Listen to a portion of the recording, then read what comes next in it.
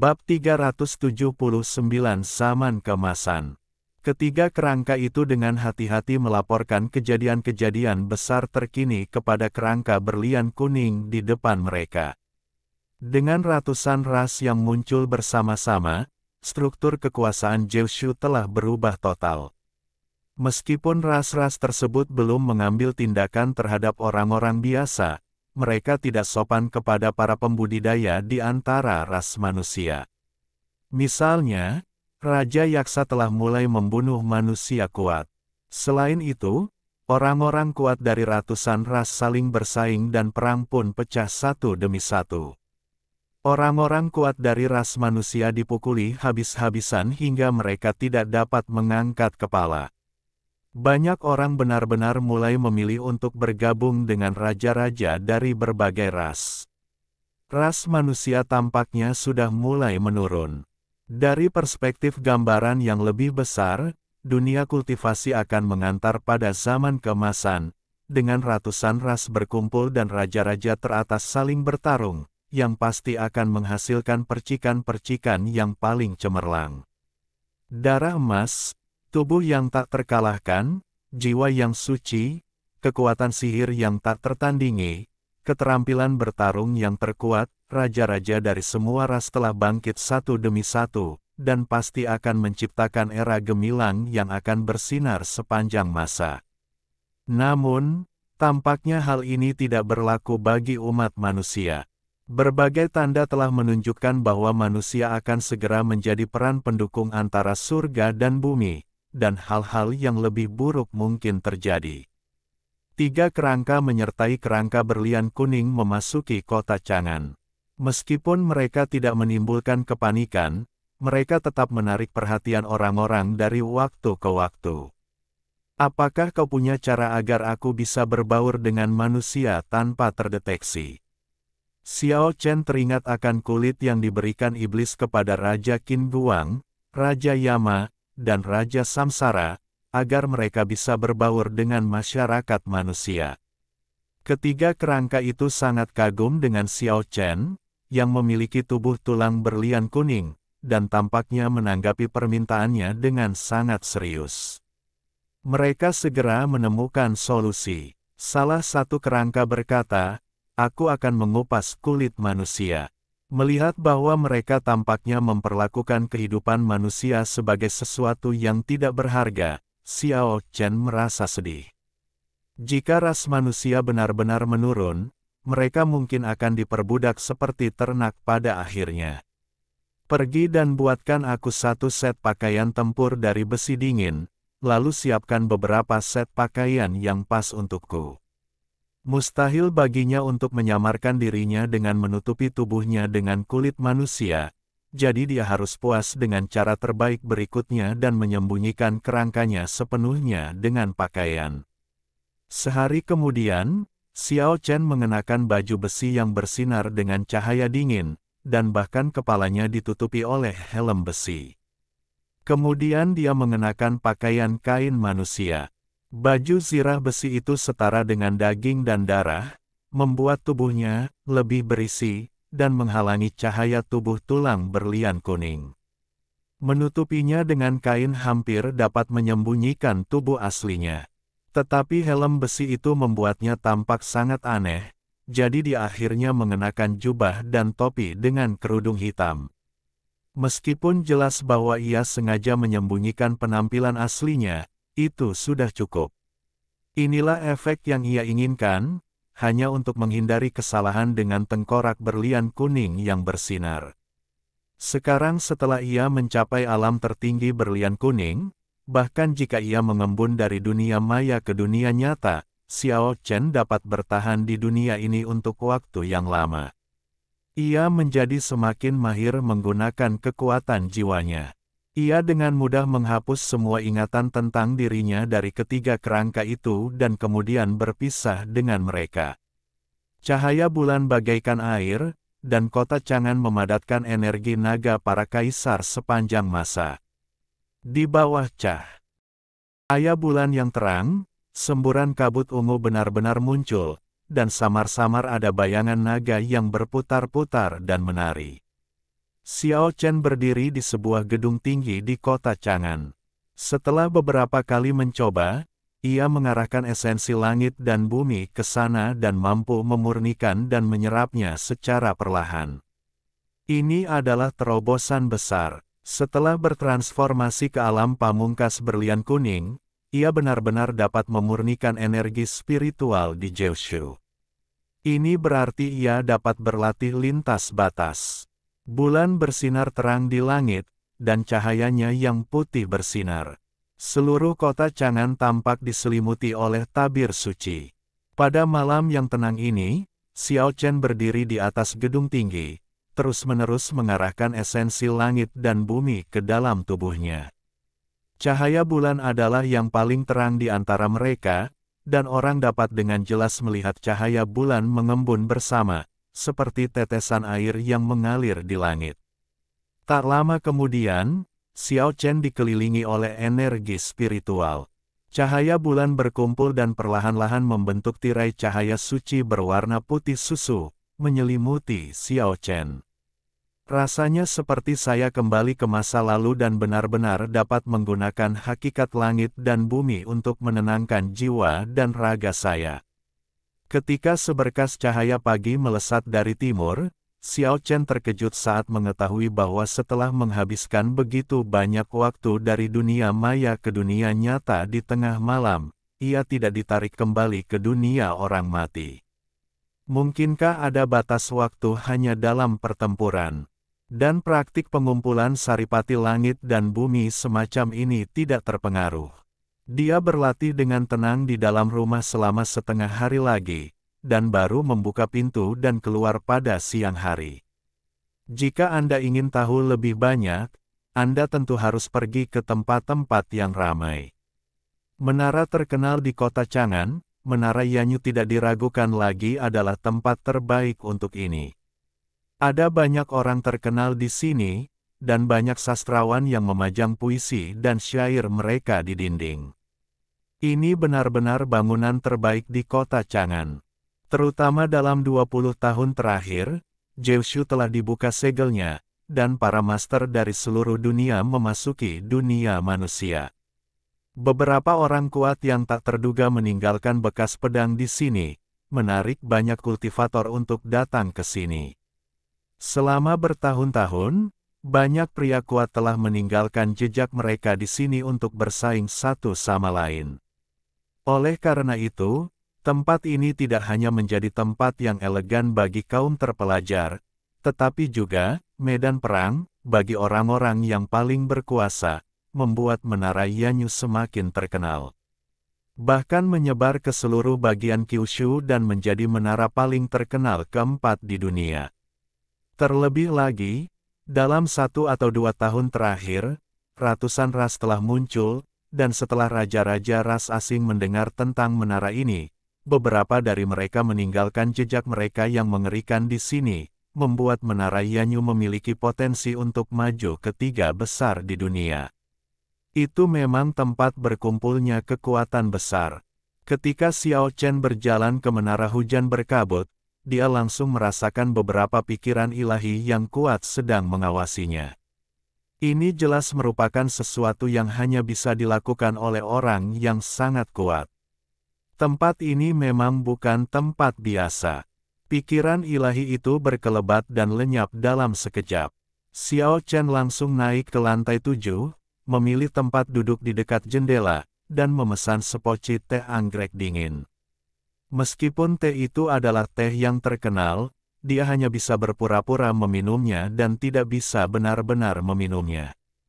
Semua ruang pribadi telah dipesan, bahkan kursi di luar pun hampir penuh.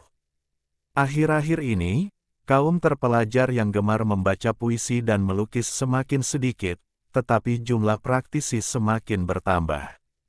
Tidak ada alasan lain untuk ini, tetapi karena dunia praktisi sedang kacau. Siang harinya, semua kursi di tiap lantai Misty Rain Tower penuh sesak, orang-orang saling bersulang, berbincang tentang masa lalu dan masa kini, dan suasananya sangat meriah. Xiao Chen duduk sendirian di meja. Dia merasa bahwa hampir semua orang di sini adalah kultivator, dan di antara mereka ada beberapa ahli yang sangat kuat dan tak terduga. Jeoshuku adalah negeri orang-orang berbakat dan pemandangan yang indah, tetapi sekarang telah dipukuli sampai-sampai tidak dapat mengangkat kepalanya oleh alien yang kuat. Sungguh menyedihkan. Su tua, kamu seharusnya tidak banyak bicara.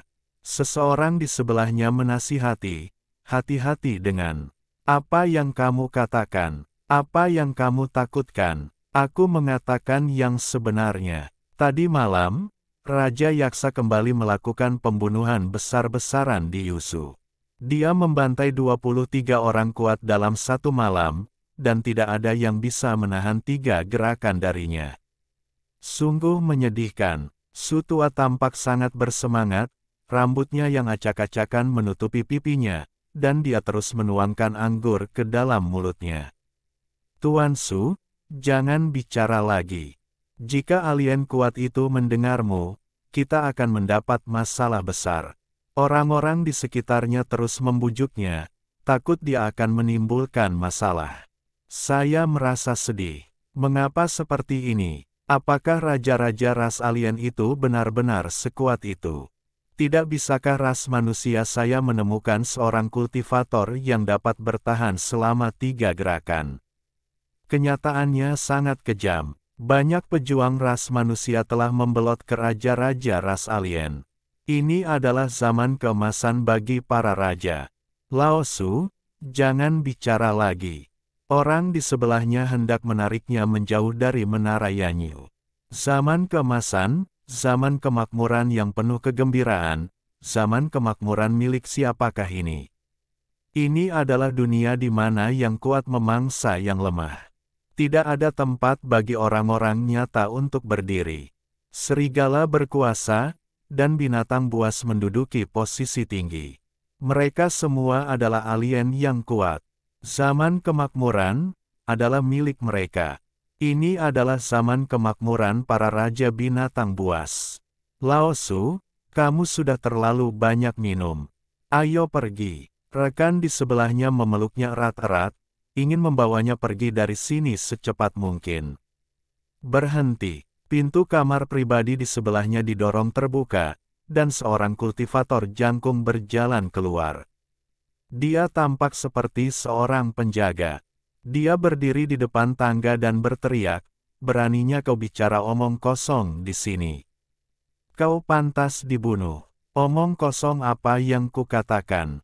Aku hanya bicara." Su tua yang mabuk itu terhuyung-huyung, dan orang-orang di sebelahnya buru-buru menangkapnya, mengedipkan mata padanya, memberi isyarat padanya untuk tidak bertindak berdasarkan dorongan hati.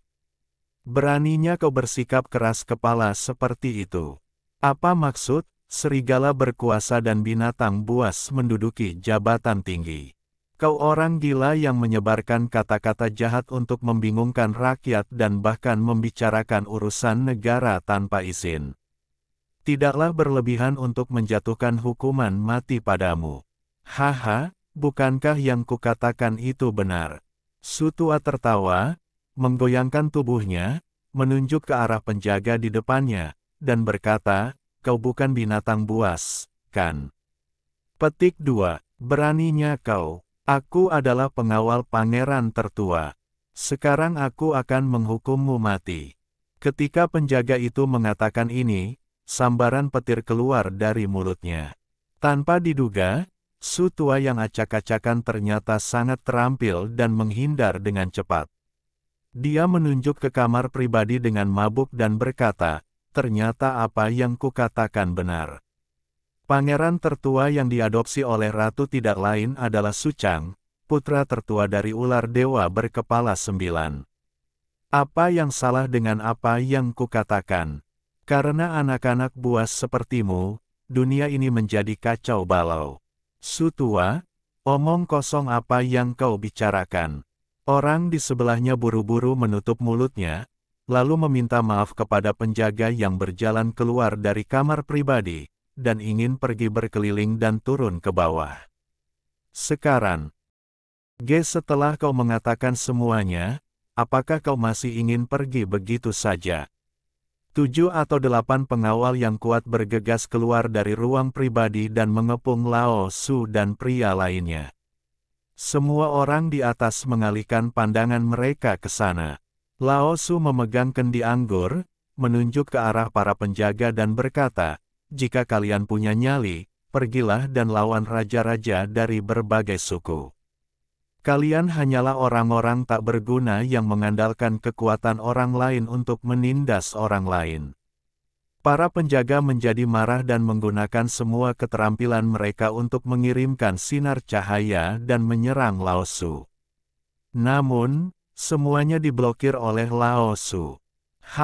Dengusan dingin yang berat terdengar dari ruang pribadi, dan cahaya perak melesat keluar dan mengenai Lao Su, menyebabkan dia langsung jatuh ke tanah.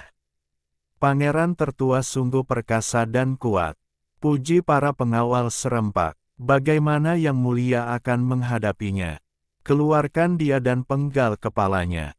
Sebuah suara dingin terdengar dari ruang pribadi. Yang Mulia, mohon kasihanilah hamba. Teman Lao Su tidak melarikan diri, tetapi bergegas untuk memohon belas kasihan. Sebuah cahaya perak melesat keluar dan menjatuhkannya ke tanah. Bawa dia pergi. Suara dingin pangeran tertua menunjukkan kebosanan. Sungguh sosok yang kuat. Dia 10 kali lebih kuat dari ayahnya, Hydra. Seseorang di restoran itu tidak tahan, jadi dia mengeluarkan suara yang datang dari kiri dan kanan, dengan sengaja berusaha agar sumber suara itu tidak dapat ditemukan. "Siapa? Keluar!" teriak seorang penjaga. "Aku hanya orang biasa dari Jeoshu. Aku tidak tahan dengan apa yang kau lakukan. Jika kau punya nyali, pergilah dan tantang Raja Yaksa. Jika kau punya nyali, pergilah dan bersainglah dengan Raja Klan Perang. Jika kau punya nyali, pergilah dan tantanglah para pembangun darah emas dari klan raksasa. Kau hanya bisa menggertak para kultivator dari klan yang sama, apalagi yang bisa kau lakukan selain itu." Sinar cahaya ungu menyapu, langsung menyapu 7 atau 8 penjaga, lalu melewati Lao Su dan pria lainnya, memungkinkan mereka mendapatkan kembali kemampuan untuk bergerak. Dengkuran dingin itu terdengar lagi. Pangeran tertua Suchang berjalan keluar dari ruang pribadi, melihat sekeliling, lalu menatap seorang pemuda, dan berkata, "Aku tahu kaulah yang baru saja bergerak. Kalau begitu, datanglah dengan terang-terangan. Aku tidak takut padamu." Pemuda yang ditunjuk itu berdiri dan berkata, "Ayahmu dulu sangat kuat, tetapi setelah semua ras muncul bersama, dia menjadi pendiam. Tapi kau masih begitu sombong. Aku tidak tahu apa yang kau andalkan, atau mungkin kau hanya berani menggertak umat manusia." Pangeran itu tidak mengatakan apa-apa lagi dan langsung bergerak. Cahaya perak dan ungu itu mengeluarkan suara mendesis dalam sekejap, dan jangkauan yang terpengaruh sangat sempit. Keduanya mengendalikan kekuatan mereka dan tidak merusak meja dan kursi apapun. Mereka bertarung seperti guntur. Pada akhirnya, keduanya mundur sambil mengerang, tetapi sang pangeran mundur 2 langkah lagi dan jelas berada dalam posisi yang tidak menguntungkan. Pada saat ini, pintu kamar pribadi lainnya didorong terbuka, dan terdengar suara mencibir, berkata, "Seseorang tampaknya tidak puas dengan klan Yaksaku." Semua orang terkejut, ternyata itu adalah 2 pria kuat dari klan Yaksa. Mereka menatap Lao Su dan pemuda yang menyerang sang pangeran, dan berkata, "Karena kalian sangat berdarah, aku akan membedah tubuh kalian dan melihat apa perbedaan darah kalian." Sang pangeran mundur beberapa langkah, dan 2 orang dari klan Yaksa melangkah maju dan berjalan mendekati Lao Su dan pemuda itu. Bukankah mereka adalah orang-orang dari suku Yaksa? Seorang pangeran yang bermartabat sebenarnya mundur di depan suku Yaksa. Di mana martabatnya sekarang? Sungguh ironis. Suku Yaksa sangat penuh kebencian. Mereka sangat sombong. Orang Yaksa menunjuk jarinya, dan pemuda itu memuntahkan darah, terbang keluar dan jatuh ke tanah. Semua orang marah, tetapi tidak ada seorang pun yang berani melangkah maju. Betapa menyedihkan dan menyedihkannya. Lao Su berdiri di depan para pemuda itu, menghentikan kedua anggota suku Yaksa, dan berkata, "Jika kalian punya nyali, pergilah ke Laut Cina Timur. Patung-patung batu dari mantan orang kuat ras manusia kita sudah cukup untuk memusnahkan kalian." Temannya buru-buru menangkapnya dan memberi isyarat agar dia tidak mengatakan apa-apa lagi. "Jangan tarik aku tidak akan pergi. Aku sedang depresi dan ingin bicara di sini." Setelah dia melepaskan diri, dia menggoyangkan tubuhnya dan minum anggur sambil berkata, "Demi Jiushu yang agung, kita tidak bisa membiarkan orang-orang dari segala arah datang untuk memberi penghormatan, tetapi malah mengundang penghinaan dari ras asing. Aku sangat marah. Aku melihat ke langit dan meraung." Su tua, dengan rambut acak-acakan, mengambil kendi anggur dan menuangkannya ke dalam mulutnya, lalu melemparkannya ke tanah dengan paksa, dan berkata, "Bunuh aku jika kau mau." Orang-orang Yaksa hendak mengambil tindakan, tetapi pada saat ini, cahaya keemasan menyapu, dan dua orang Yaksa tiba-tiba memuntahkan darah dan jatuh ke kamar pribadi. Kekuatan jiwa, kekuatan yang sangat dahsyat dan mengerikan. Semua orang hanya merasakan gelombang amukan yang tak tertandingi, menyapu seperti lautan luas, dan samar-samar semua orang sepertinya mendengar suara dengungan pelan. Namun, tidak seorang pun tahu siapa yang melakukannya. Pada saat ini, pintu ruang pribadi lainnya didorong terbuka, dan seorang pemuda berambut pirang dan bermata emas melirik orang-orang di luar dan berkata, "Menarik. Itu sepertinya seorang raja dari klan Naga Suci."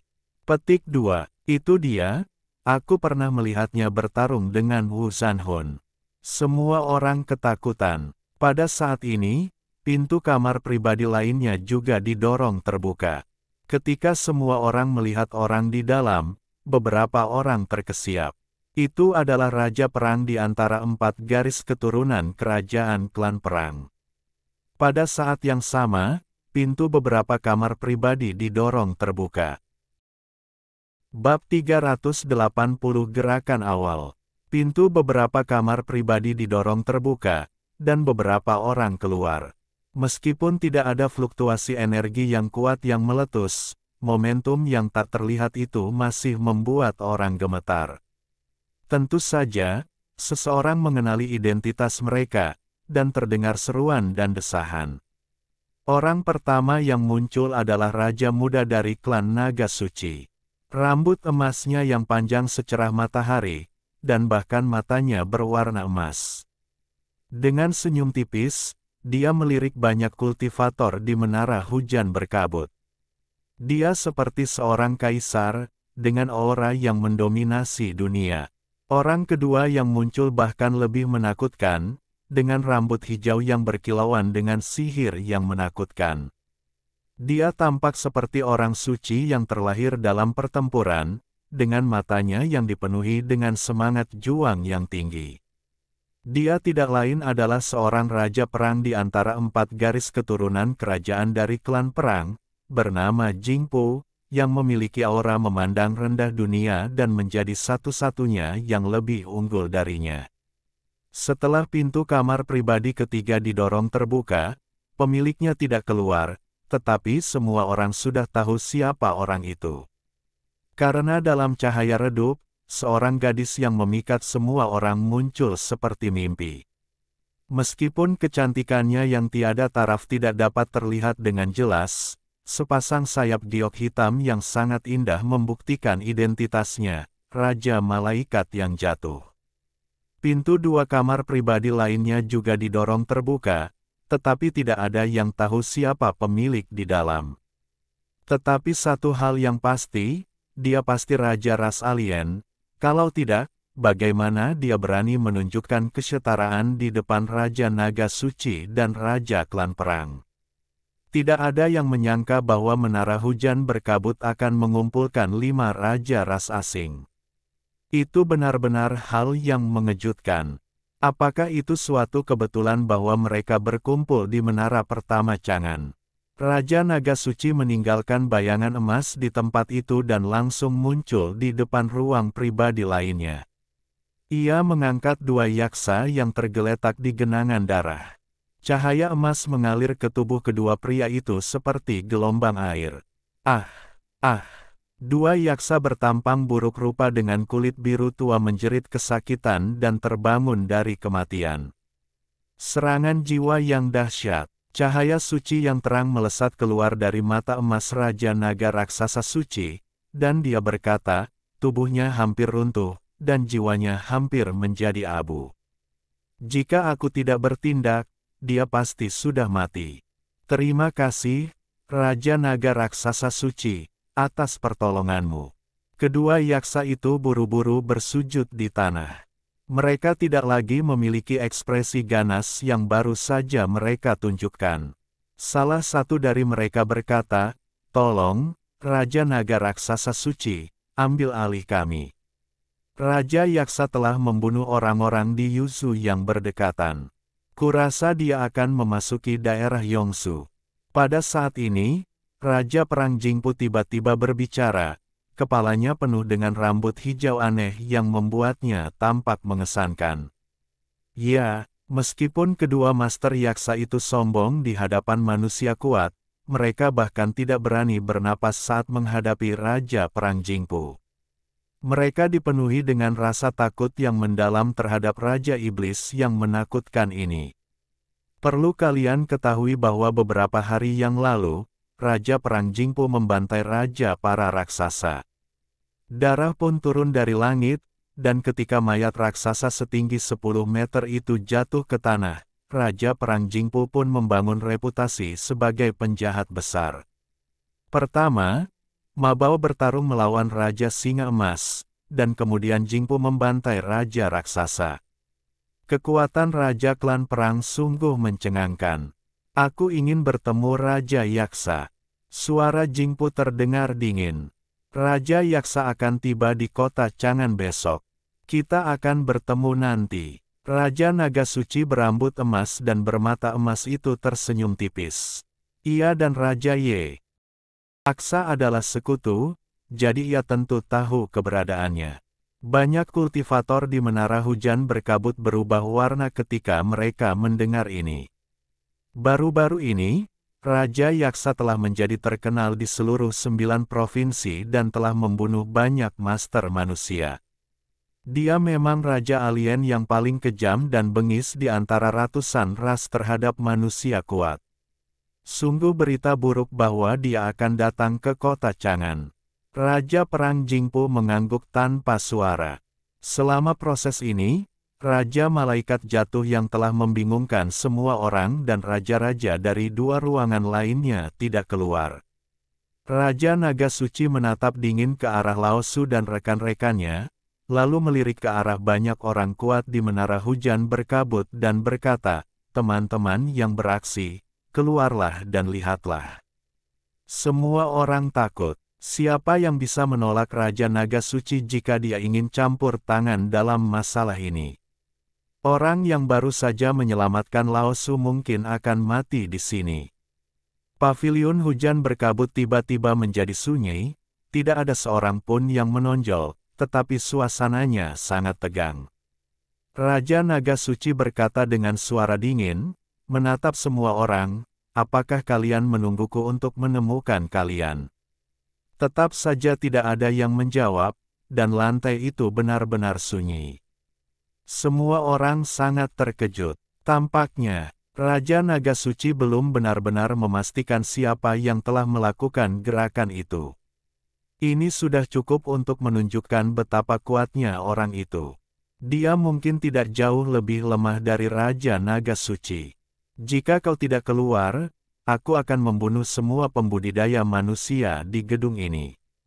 Raja Naga Suci tersenyum tipis, tetapi suaranya sangat dingin. "Jika kau ingin membunuhmu, datanglah padaku." Lao Su berdiri, menepuk dadanya dan berkata, "Kau tidak dapat menemukanku, jadi kau menggunakan trik yang tercela seperti itu. Bagaimana kau bisa menjadi raja ras alien? Datanglah padaku." Teman Lao Su gemetar dan menarik lengan bajunya untuk menghentikannya melanjutkan. Raja Naga Suci tampak tenang dan tidak marah dengan hal ini. Ia melangkah maju perlahan seperti seorang kaisar yang memerintah dunia, dan tekanan tertinggi memenuhi seluruh menara hujan berkabut. "Jika kau ingin mati, itu tidak semudah itu. Aku akan membunuhmu terlebih dahulu." Kata-katanya tenang, tetapi indera spiritualnya yang kuat telah menyelimuti seluruh lantai. Dia menduga bahwa ketika dia mencoba membunuh Lao Su, orang-orang dalam kegelapan kemungkinan besar akan menghentikannya. "Aku akan memberimu kematian." Raja Naga Suci menunjuk jarinya, dan cahaya keemasan menerangi seluruh lantai, menuju dahi Lao Su. Jika dia terkena, dia pasti akan hancur baik secara fisik maupun spiritual. Xiao Chen tidak ingin mengekspos dirinya terlalu dini. Sekarang setelah ratusan ras muncul, mereka tampaknya sangat tidak bersahabat dengan manusia, jadi dia ingin bertindak secara diam-diam. Tetapi dia tidak ingin melihat Lao Su mati, berpikir bahwa Lao Su adalah pria yang sentimental dan ingin membantunya. Pelan-pelan. Pada saat ini, Lao Su tiba-tiba berteriak, "Berhenti, ada yang ingin kukatakan." Raja Naga Suci berhenti ketika mendengar ini, dan jari emasnya kurang dari 1 inci dari dahi Lao Su. Namun, pada saat ini, perubahan yang mengejutkan terjadi. Pria yang awalnya mendukung Lao Su mengeluarkan cahaya pedang yang cemerlang dan menebas ke arah Raja Naga Suci. Ini sungguh tidak terduga, bahkan seseorang sekuat Raja Naga Suci tidak dapat sepenuhnya menghindarinya. Dia telah mengamati orang lain di restoran dengan indera spiritualnya. Bahkan setelah dihentikan oleh Lao Su, dia tidak memperhatikan hal ini. Dia tidak pernah menyangka bahwa teman Lao Su akan tiba-tiba mengeluarkan kekuatan bertarung yang begitu mengerikan. Ini jelas merupakan pembunuhan yang direncanakan dengan matang. Semuanya disebabkan oleh kata-kata dan tindakan Lao Su yang marah, tetapi protagonis, yang sebenarnya adalah teman di sebelahnya, yang ternyata adalah seorang master yang menakutkan yang menyembunyikan kekuatan aslinya. Cahaya bilah tajam itu langsung memotong pakaian Raja Naga Suci. Semua orang terkejut saat mengetahui bahwa pada saat yang paling berbahaya ini, sisik naga yang tebal muncul di tubuh Raja Naga Suci, membuatnya tampak sangat menakutkan. Namun bilahnya terlalu tajam, bahkan baju besi sisik naga milik Raja Naga Suci pun terpotong-potong. Darah berceceran, dan gelombang darah mengalir deras dan tumpah ke lantai. Raungan naga yang mengerikan dan mengguncang dunia melesat keluar dari menara hujan berkabut dan langsung naik ke langit. Cahaya keemasan itu begitu terang sehingga Raja Naga Suci itu mundur dengan keras. Selama proses ini, ratusan ribu sinar pedang brutal ditebaskan terus-menerus, tetapi semuanya diblokir oleh telapak tangan Raja Naga yang telah pulih dari cedera. Itu adalah pertarungan jarak dekat yang hanya berlangsung sesaat sebelum kedua sosok itu dengan cepat terpisah. Perut Raja Naga Suci itu hampir hancur total, darah mengucur deras, dan dia hampir terpotong menjadi 2. Sisik naga yang pecah dan sejumlah besar darah tumpah ke lantai. Peristiwa yang mengejutkan ini membuat semua orang tercengang. "Kau tercela dan mencari kematian." Naga suci itu hampir marah. Seorang pria kuat benar-benar mencoba membunuhnya. Sungguh memalukan baginya untuk menderita cedera serius seperti itu. Sisik naga yang menutupi tubuhnya dengan cepat menghilang, kemudian perutnya terus menggeliat, daging dan darahnya mulai tersusun kembali, dan lukanya pun cepat sembuh. Penyerang itu tenang dan melemparkan Lao Su dan pemuda yang membelanya keluar jendela. Kemudian dia mengambil pisau dapur besar dan menunjuk tubuh bagian bawah Raja Naga Suci dengan cara yang sangat cabul. Dia tergagap, sangat-sangat disesalkan. Aku memotong sedikit tinggi. Meskipun Raja Naga Suci telah memperbaiki tubuhnya, dia telah menderita luka serius dan bertanya dengan marah, "Siapa kamu?" Pihak lain jelas telah merencanakannya dan datang khusus untuknya. "Siapakah aku? Percayalah, percayalah, percayalah. Percayalah kepada saudara ketiga, dan kau akan mendapatkan kehidupan kekal." Begitu kata-kata ini keluar, banyak master di Menara Yanyu terkejut. Ternyata itu adalah Raja Malang legendaris Jin Sanyi. Bahkan Xiao Chen, yang tidak jauh dari situ, tercengang. Orang ini menyamar dengan sangat baik. Dia mengubah penampilannya dan memasang jebakan ini, tetapi dia tidak dapat melihatnya. Apakah ini Raja Celaka yang setara dengan Raja Angkasa Liu Mu dan Raja Iblis Banteng Niuren? Sungguh luar biasa, itu benar-benar dia. Kita manusia masih memiliki beberapa tuan, tetapi dia benar-benar sedikit celaka. Hal yang paling tak terlupakan adalah sepasang mata bunga persiknya. Jin Sanyi menimbang pisau dapur yang besar, menoleh untuk melihat semua orang, dan berkata, "Sial, siapa si Anu? Siapa yang bilang aku celaka? Aku adalah Raja Suci yang keren dan elegan. Yang mirip dengannya, dengan wajah muram." Saat dia mengatakan itu, dia menunjuk ke Raja Naga Suci. Raja Naga Suci begitu marah hingga hidungnya hampir bengkok. "Apa yang sedang dibicarakan bajingan ini?" Dia berkata dengan suara dingin, "Aku tidak ada hubungannya denganmu. Mengapa kau mencoba membunuhku hari ini?" "Sial, aku tidak ada hubungannya denganmu.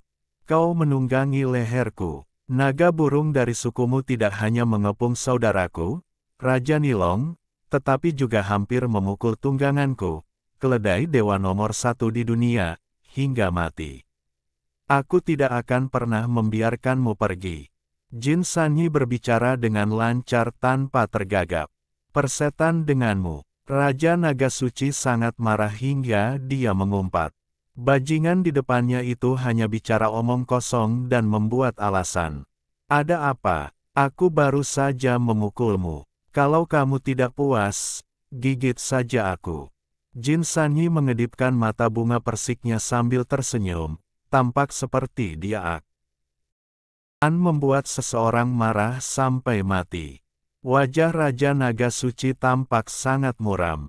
Tanpa berkata apa-apa lagi, dia langsung berlari ke arah Jin Sanyi yang malang. Cahaya suci menerangi seluruh Menara Yanyu.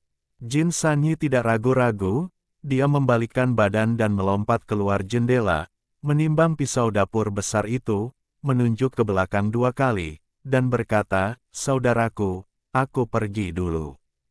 Bagaimana mungkin Raja Naga Suci membiarkannya pergi? Dia berubah menjadi pelangi ilahi, terbang keluar dari menara hujan berkabut dan mengejarnya.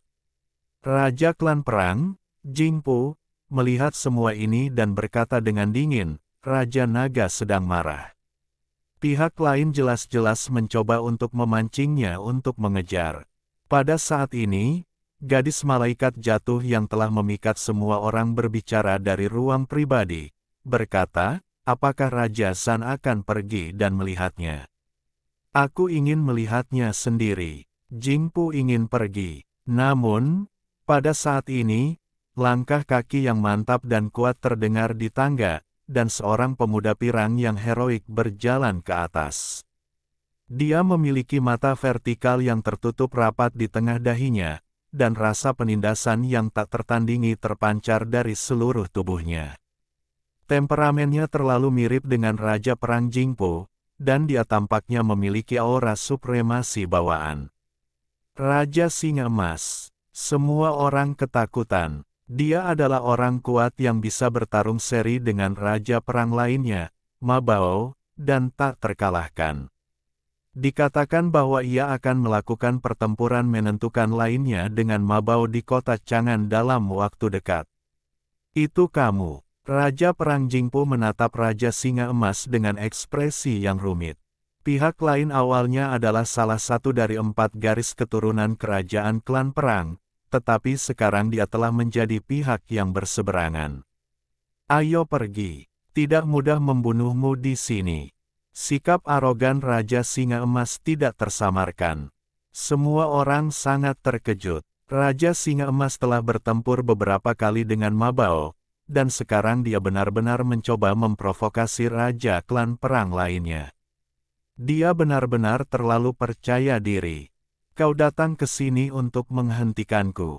Jingpu menatap Raja Singa Emas. Begitu kata-kata ini diucapkan, para kultivator di Menara Hujan Berkabut langsung terkejut. Tampaknya seseorang ingin berurusan dengan Raja Naga Suci, dan bahkan Singa Emas pun dibujuk untuk menghentikan Raja Perang. Xiao Chen juga sangat terkejut dan menyaksikan semua ini dengan tenang. Apa hubungan Raja Naga Suci denganku? Kau dan aku dari klan yang sama. Karena kau tidak membiarkanku pergi, aku akan duduk di sini hari ini. Kata-kata Raja Perang Jingpo mengejutkan semua pembudidaya. Mereka akhirnya mengetahui asal-usul Raja Singa Emas, tetapi mereka bahkan lebih bingung. Bagaimana mungkin klan yang sama bertarung sampai mati? Jangan menyeretku ke klan perang, atau kita akan bertarung sampai mati sekarang. Raja Singa Emas tampaknya tidak menghargainya sama sekali, dan duduk di depan Raja Perang dengan tenang. Sangat sedikit orang di Kyushu yang berani melawan Raja Klan. Jingpu tidak marah. Sebaliknya, dia mengangguk dan berkata, "Baiklah, Mabao akan menangani masalahmu." Setelah mengucapkan kata-kata ini, dia perlahan berjalan ke arah Xiao Chen, acuh tak acuh, dan berkata, "Temanku, kamu bersembunyi sangat dalam. Karena kamu memiliki kultivasi seorang raja, mengapa kamu perlu menyembunyikannya begitu banyak? Biarkan aku melihat suku mana kamu adalah raja." Hehe, Raja Malaikat Jatuh yang seksi dan menawan juga mengeluarkan tawa yang menggetarkan jiwa di ruang pribadi, dan berkata, "Raja Perang benar-benar kuat. Dia benar-benar menemukan orang kuat yang tersembunyi dalam sekejap." Xiao Chen mengenakan baju besi-besi di dalam, pakaian kain di luar, jubah di tubuhnya, dan topi di tubuhnya. Dia membungkus dirinya dengan erat agar tidak memperlihatkan tubuh tulang berlian kuningnya. Mendengar ini, dia berdiri, memancarkan gelombang mental, dan berkata, "Apakah benar-benar penting klan mana yang aku miliki? Tentu saja, itu sangat penting bagi kami." Pada saat ini, gadis malaikat jatuh itu akhirnya keluar dari ruang pribadi, tetapi dia dikelilingi oleh kabut, dan hanya tubuh indah yang seksi dan sempurna yang bisa terlihat samar-samar. Kedua orang dari suku Yaksa itu melihat bahwa Raja Perang dan Raja Malaikat Jatuh tampaknya mengincar Xiao Chen, dan segera berkata, "Dia baru saja menyelamatkan para penguasa manusia itu, dia pasti manusia." Petik 2. Untuk menggunakan kata-kata yang ingin kau katakan, aku akan memberimu kematian. Xiao Chen mengatakan ini, dan melangkah maju, seolah-olah melakukan perjalanan melalui ruang angkasa, dan memaksa ke arah kedua yaksa itu. Raja Perang Jingpu dan gadis malaikat jatuh menyerang pada saat yang sama, menghalangi jalannya. Kedua yaksa itu sudah menunjukkan tanda-tanda ketakutan, tetapi ketika mereka melihat kedua raja itu mengambil tindakan, mereka langsung rileks. Xiao Chen tidak ingin melawan kedua raja itu sendirian, dan langsung mundur, tetapi fluktuasi mentalnya terpancar, berkata, "Aku akan membiarkan kalian berdua mati. Kalian hanya bisa binasa, mati." Serangan jiwa yang bercampur dengan suara surgawi, Om, diluncurkan, mengejutkan semua kultivator. Tubuh kedua yaksa itu runtuh sekaligus, dan tubuh serta jiwa mereka hancur. Raja Klan Perang, Jingpu, melangkah maju dan berkata, "Ada beberapa trik." Gadis malaikat jatuh itu juga tampak terkejut dan berkata, "Sangat luar biasa." Xiao Chen mengirimkan fluktuasi mental dan berkata, klan Yaksa pasti akan binasa. Pada zaman dahulu, ada perintah untuk membunuh orang-orang Hu. Di masa depan, akan ada perintah untuk membunuh Yaksa. Bab 381 Pembantaian Naga. Membunuh Huling. Sungguh nada bicara yang keras. Mendengar ini, Jingpu, Raja Klan Perang, memancarkan dua sinar dingin dari matanya dan menatap Xiao Chen, berkata, setelah membunuh klan Yaksa, apakah kau juga ingin membunuh klan Perang, klan Malaikat Jatuh, klan Dewa, dan klan Naga Suci? Kata-kata ini menusuk hati dan menempatkan Xiao Chen di pihak yang berseberangan dengan semua klan. Xiao Chen menatap Jingpu, Raja Klan Perang, dan berkata, klanmu tak tertandingi dalam hal kekuatan tempur. Mengapa kau harus menabur perselisihan? Ini hanya akan membuat orang-orang memandang rendah dirimu.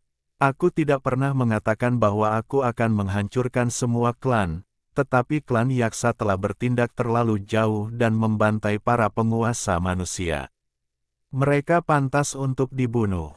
Gadis, malaikat jatuh di sebelahnya tertawa seperti lonceng perak dan berkata, mati sebelum menyelesaikan misi adalah teriakan pahlawan.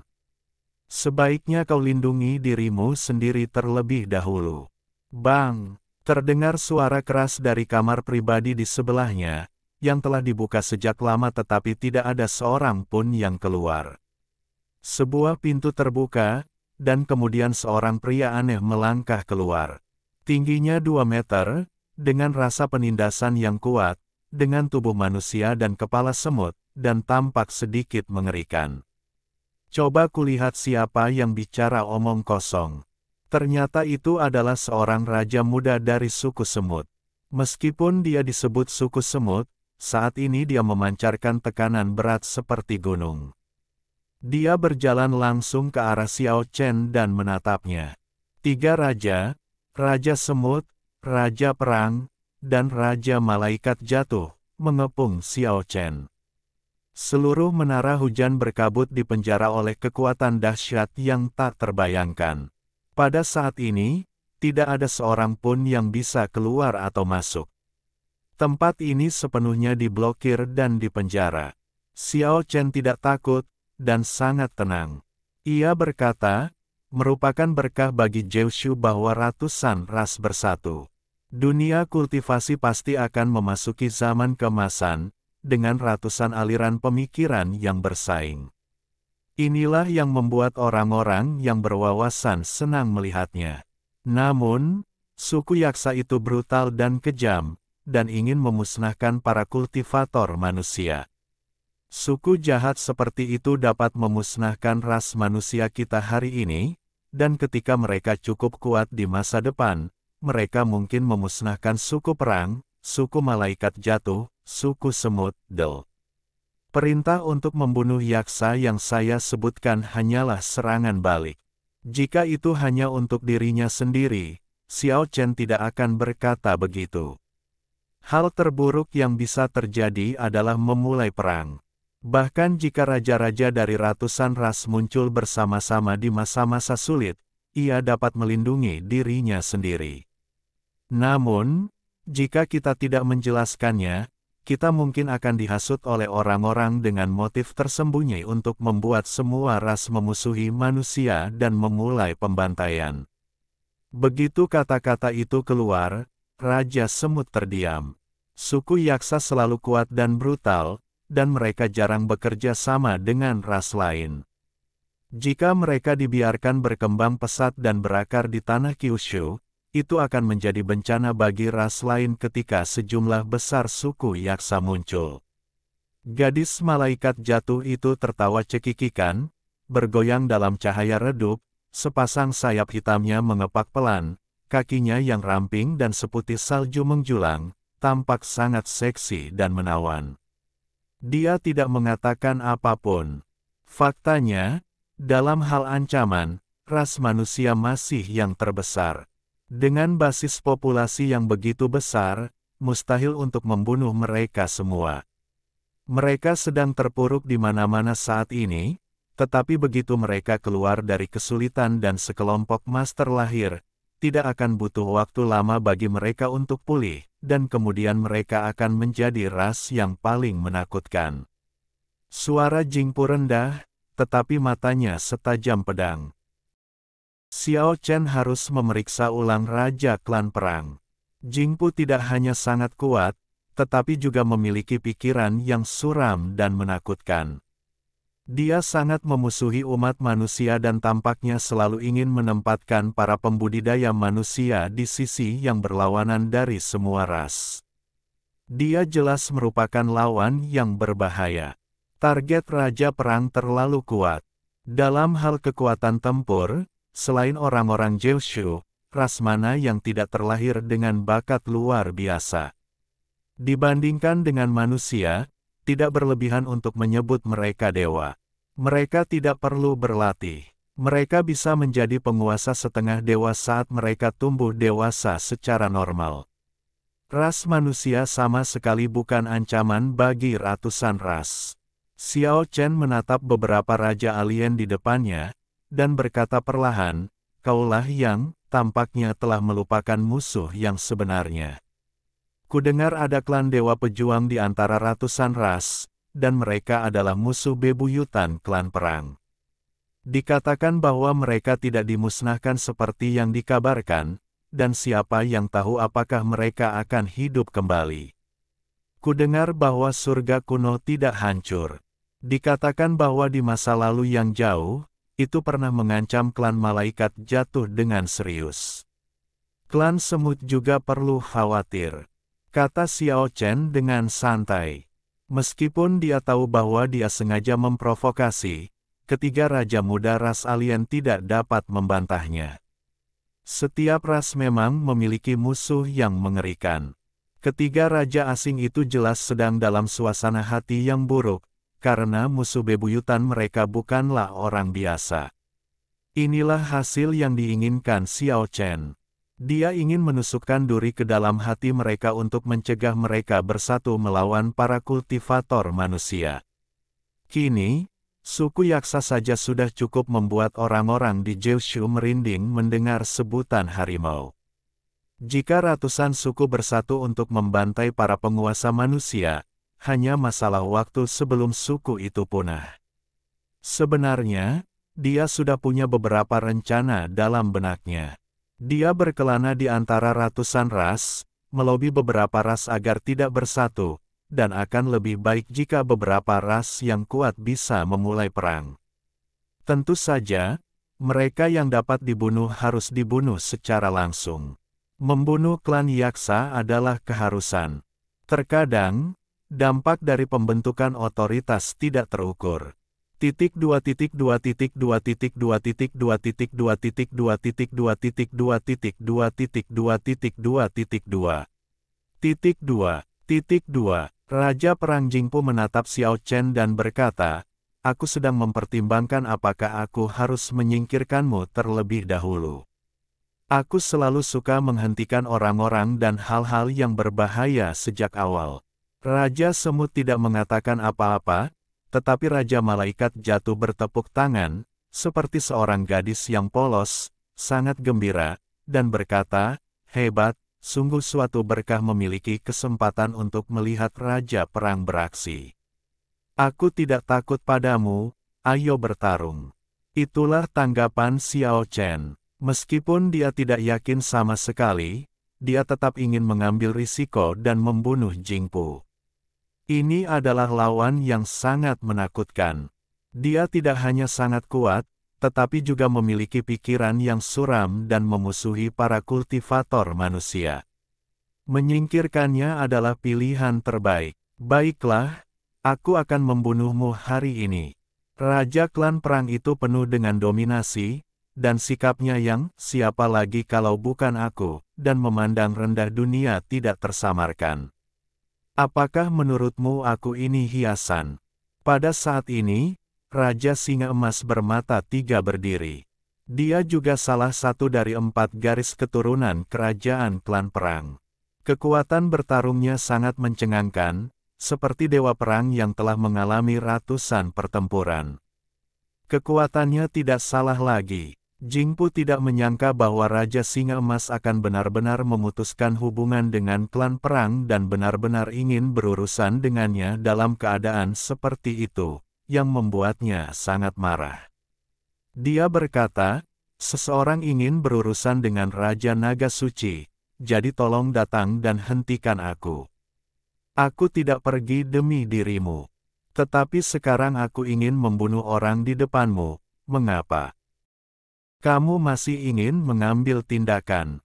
Tidak ada yang memintamu untuk melakukan ini. Syarat yang aku janjikan kepada orang lain adalah kamu tidak dapat mengambil tindakan."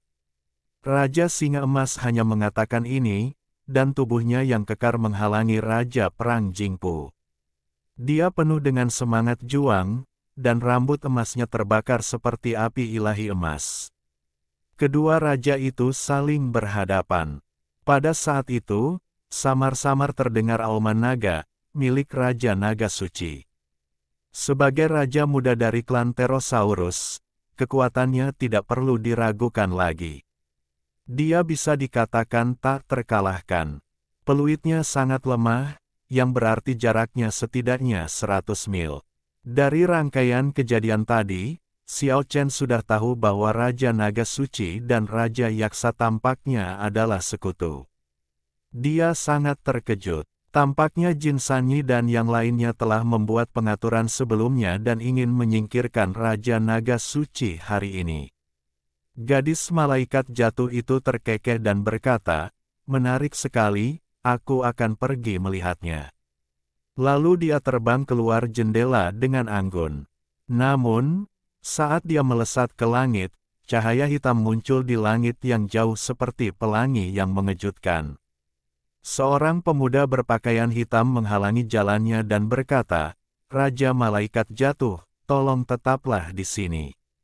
Banyak orang di Menara Yanyu melihat pemuda heroik berpakaian hitam di langit dari jendela. Ketika mereka menemukan dua tanduk naga leluhur di rambut hitamnya, semua orang sangat terkejut.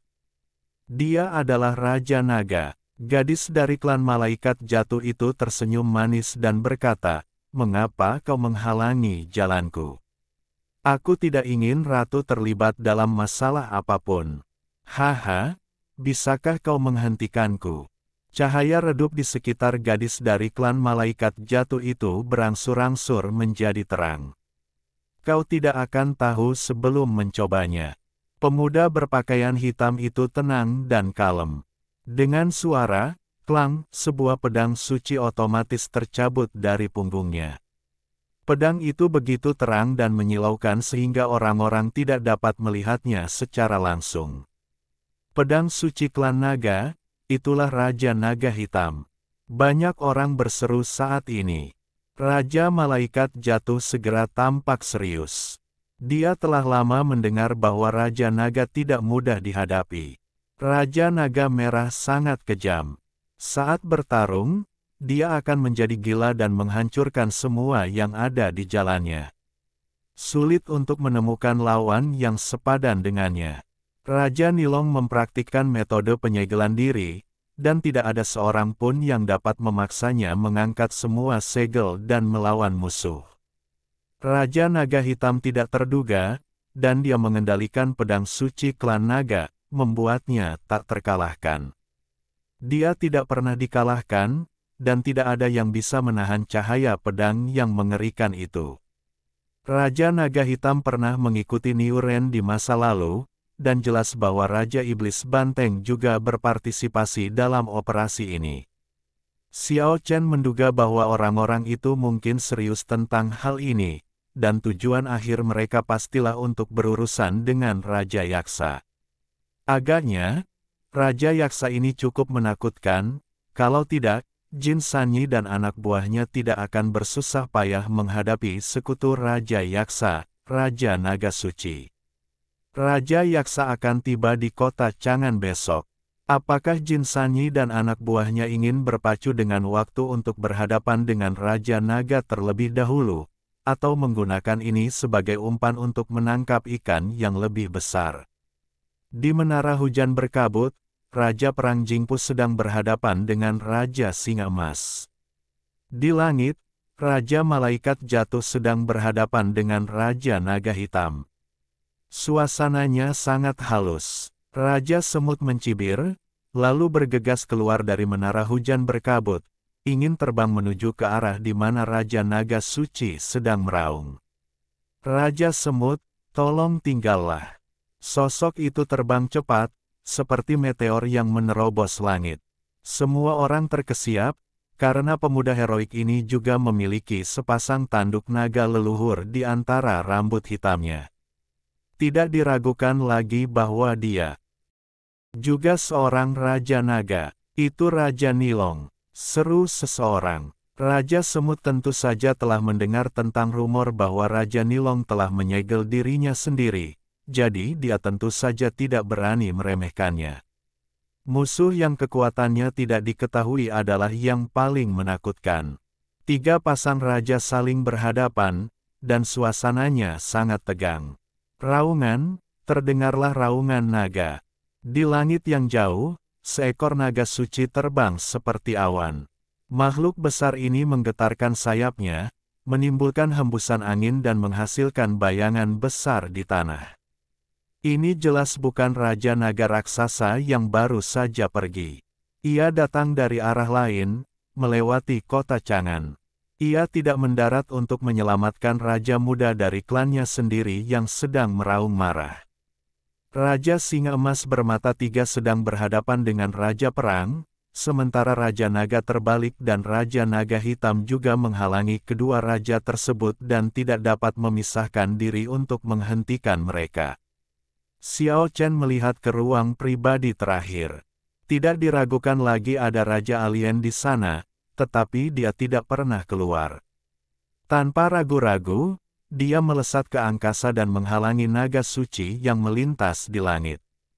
Makhluk besar ini panjangnya sekitar 70 atau 80 meter, seperti awan berwarna-warni, memancarkan aura suci. Tubuhnya ditutupi sisik naga dan bersinar dengan cahaya. Ia mengeluarkan suara keras dan berkata, "Mengapa kau menghalangi jalanku, manusia rendahan?" Ia tampak sangat marah dan sama sekali tidak memiliki kesabaran.